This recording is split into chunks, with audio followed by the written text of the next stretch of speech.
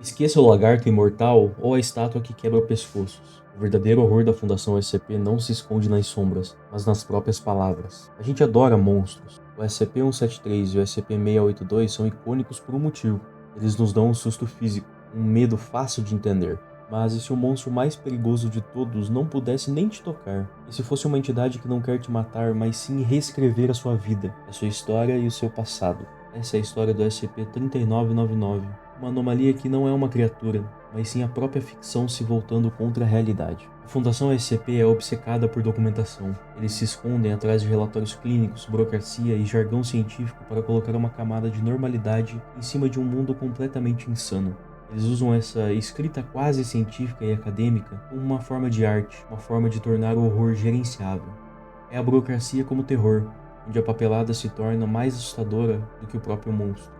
E é por isso que a história do Dr. Talaran é tão impactante, porque ela não acontece com um herói de ação ou um soldado de elite. Ela acontece com um cara comum, um arquivista que segue o protocolo e passa seus dias catalogando relatórios. Ele era a personificação dessa burocracia, um funcionário invisível que mantinha a ordem. E então, o horror o escolheu. O Dr. Talaran estava em um dia normal, trabalhando com SCP-3999, que na época era um objeto de classe Euclídea, algo esquisito, mas controlável. A gente não sabe exatamente o que Talaran fez, mas a entidade 3999 se manifestou, e o que veio a seguir não foi um monstro furioso ou um evento apocalíptico, um terror muito mais pessoal. Um horror que não precisava de garras ou presas, ele só precisava de uma ideia. E a ideia que ele tinha na cabeça era de que a vida de Talaran era uma narrativa que ele poderia editar, e reescrever e torturar. O SCP-3999 não é uma criatura. É uma anomalia que pode reescrever a própria realidade, e para ele, o Dr. Talaran se tornou um brinquedo, uma história a ser contada. Imagina isso, a realidade de repente se torna um documento de texto, e essa entidade, o SCP-3999, tem total controle do cursor, da tecla Delete e do Ctrl Z. Ele não vai te matar com violência, ele vai te matar com um tédio, com dor psicológica, com uma repetição de momentos traumáticos. A forma de tortura do SCP-3999 é a manipulação do tempo e do espaço. De repente, Talaran pode estar no laboratório, e no segundo seguinte, em uma guerra medieval, e não é um sonho. Tudo isso é real dentro da história que a SCP-3999 está escrevendo para ele. Talaran não está apenas vivendo a dor, ele está vivendo as diferentes versões da dor que a entidade está criando, como se estivesse testando diferentes rascunhos de um conto de horror. E o pior, Talaran sabe que está sendo reescrito.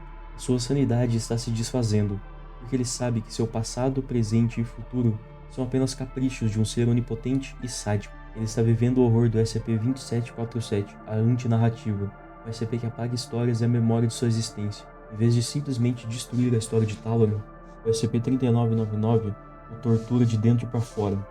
É como se Talaran estivesse preso em uma página de livro e a entidade, o autor, está lá do lado de fora, virando a página, rabiscando e apagando, escrevendo.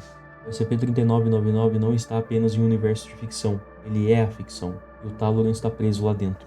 O horror de SCP-3999 leva a gente a uma das ideias mais complexas do universo SCP, a teoria da pilha recursiva de realidades. Pensa num jogo de videogame, o personagem que você controla está na realidade dele, no jogo, mas você, o jogador, está em uma realidade superior, e talvez você esteja em um jogo dentro de um jogo, e assim por diante. Segundo essa teoria, que é central em artigos como SCP-3812, a realidade não é uma coisa só, ela é uma pilha, uma em cima da outra, como se fossem anotações e rascunhos de um ser maior.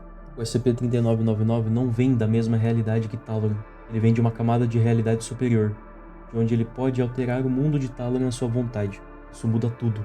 A luta não é mais um homem versus um monstro, é um personagem versus o autor. A única forma de Talaran vencer não é com força bruta, mas com o poder mais fundamental da narrativa, a perseverança. Ele resiste, ele se lembra de quem ele é, mesmo quando a entidade o tortura e faz esquecer. Cada vez que o SCP-3999 tenta reescrevê-lo como um objeto ou um animal, ele luta para manter sua consciência, para manter a história de sua vida. Ele é um horror cósmico em sua forma mais pura.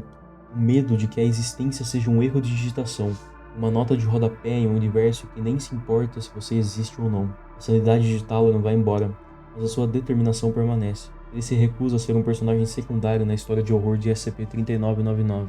Ele se recusa a ter a sua vida, suas memórias, as pessoas que ele amou, transformadas em notas de rodapé de um ser onipotente. Ele decide que, se sua história vai acabar, ele mesmo irá escrevê-la. A luta de Talaran torna-se um grito de guerra existencial, uma batalha por sua própria identidade, sua própria alma. ele encontra a única ferramenta que o SCP-3999 não consegue controlar: sua própria narrativa. O clímax da história não é uma luta épica. Não tem explosões, não tem tiro, não tem superpoderes. O clímax de SCP-3999 é uma única e desesperada nota de rodapé. Halloran, em meio à sua tortura, encontra uma forma de comunicar o que está acontecendo. Ele usa o próprio formato da Fundação, a burocracia, a papelada, as redições, para escrever sua última obra. O que ele escreve é uma série de notas de rodapé, uma história que vai sendo contada debaixo da história que a SCP-3999 está tentando escrever. A história da sua tortura, a história da sua luta, a história da sua resistência. Ele escreve tudo: as dores, a mudança de realidade, a forma como a entidade força a cometer crimes, como ele é transformado em monstro e depois em um ser sem alma. E na nota de rodapé final, a mais importante de todas, ele faz o ato mais audacioso e corajoso de toda a lore do SCP. Ele se mata. Halloran se destrói, não porque ele desistiu, mas porque ele sabia que era a única forma de parar o monstro. Ao se matar, ele não apenas encerra sua história, ele encerra a história da entidade. Porque o SCP-3999 só tinha poder enquanto Halloran era sua vítima. No momento em que sua vítima se recusa a ser vítima, o monstro perde seu poder. Halloran se torna um coautor da sua própria tragédia. Ele escreve sua própria morte e com isso ele vira o jogo. SCP-3999, o ser onipotente que reescreve a realidade, não tem mais uma história para contar. Ele perde seu propósito e a anomalia é contida, se tornando apenas mais um número em um arquivo da Fundação. Então, o que a gente tira de tudo isso? A história do pesquisador Halloran não é um conto de horror simples. Não é sobre monstros que você pode matar com um tiro ou prender em uma caixa de aço. É sobre a luta por sua própria identidade, a luta pela autoria da sua vida. SCP-3999 nos força a perguntar: o que acontece quando a vida é apenas um rascunho? O que acontece quando o universo é um livro e você é apenas um personagem? A história de Halloran mostra que mesmo em um universo que te trata como um peão, a sua vontade, a sua perseverança e a sua história é a única coisa que realmente importa. A Fundação venceu no final, mas a que custo? A história de Halloran foi apagada de todos os registros da Fundação para evitar que a anomalia se manifestasse de novo. A única coisa que sobrou é uma nota de rodapé, uma menção discreta em um arquivo secreto, que prova de que a luta dele realmente aconteceu. E a gente, os leitores, somos os únicos que se lembram. Somos a memória que a Fundação tentou apagar. É uma vitória vazia, mas ainda assim é uma vitória. Se você gostou de mergulhar nessa camada mais profunda do horror, temos outros vídeos sobre a Fundação SCP. Confira o próximo vídeo na tela e não se esqueça de deixar o like, se inscrever e compartilhar com seus amigos amantes do terror. Esse é o Protocolo Keter e a gente se vê no próximo relatório.